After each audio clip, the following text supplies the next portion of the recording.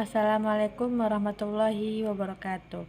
Perkenalkan, nama saya Nadiatul Uza. Saya dari Universitas Al-Kifayah Riau, Pekanbaru.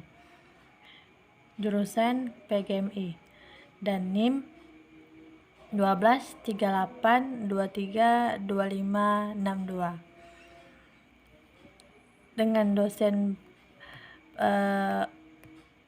dosen pengampu Bapak Musin Tampu Bolon MPD. Di sini saya akan memenuhi tugas saya, yaitu tafsir dan tarbawi dengan dosen pengampu saya, Bapak Musin. Baik, saya akan menjelaskan judul dari tafsir Ar-Rahman ayat 1 sampai 4. Surah Ar-Rahman terdiri dari 78 ayat.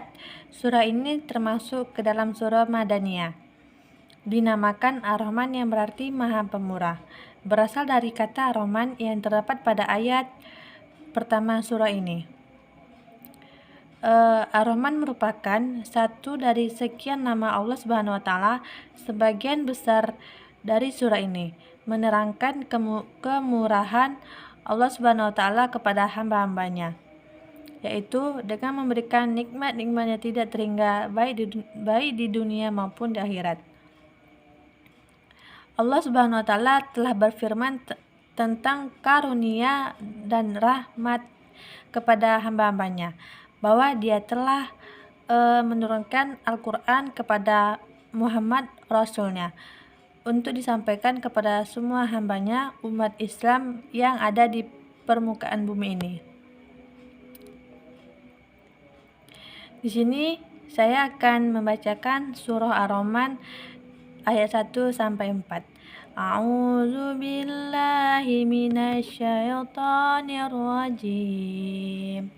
Bismillahirrahmanirrahim. Ar-Rahman 'allamal Qur'an, khalaqal insan,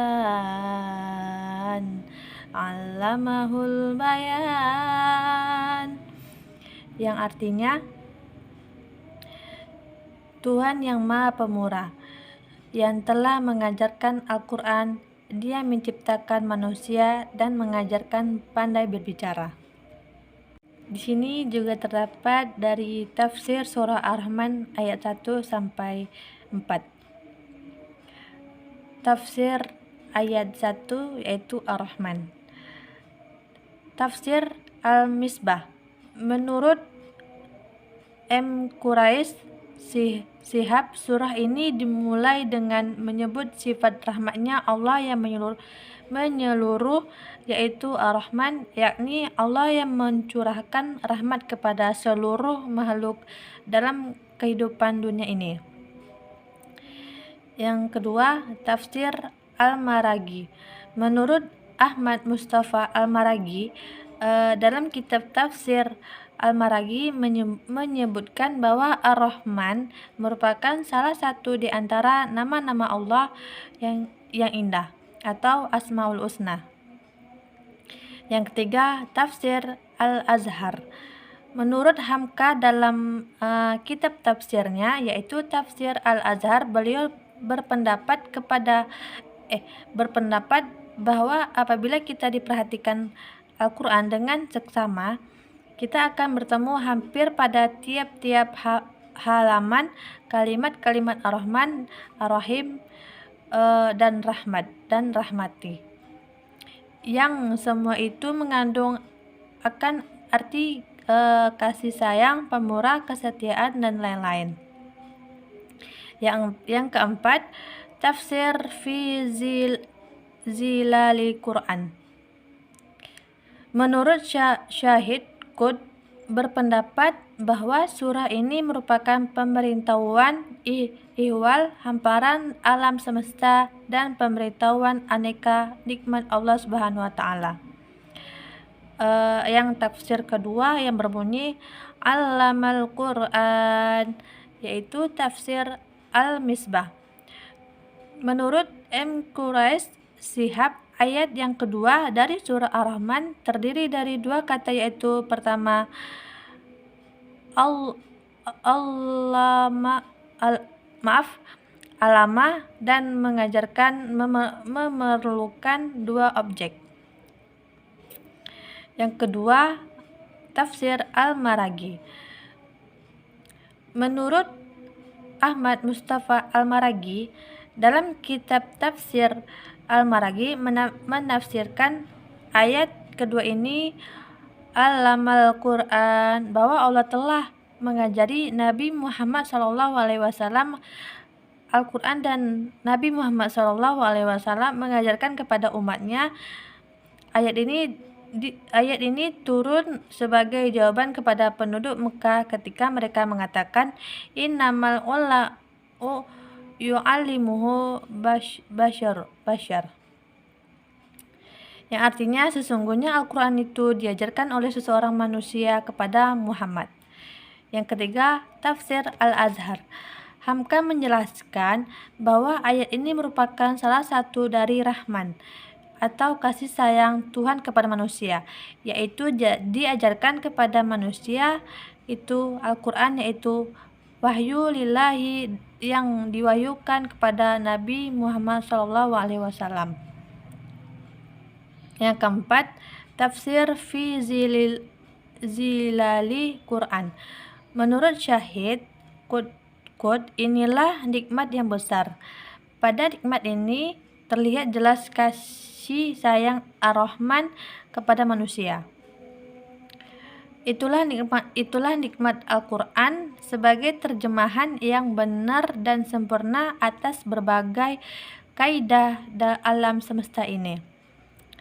Yang tafsir ayat ketiga yang berbunyi khalaqal insan, yang mentafsirkan tafsir Al-Misbah. Menurut Quraish Shihab, Allah Ar-Rahman yang mengajarkan Al-Quran itu dialah yang menciptakan manusia, makhluk yang paling membutuhkan tuntunannya. Yang kedua, tafsir Maraghi. Menurut Ahmad Mustafa Al-Maraghi, bahwasanya Allah lah yang telah menciptakan umat manusia ini. Yang ketiga, tafsir Al-Azhar. Hamka berpendapat bahwa penciptaan manusia pun adalah satu di antara tanda rahman Tuhan kepada alam ini.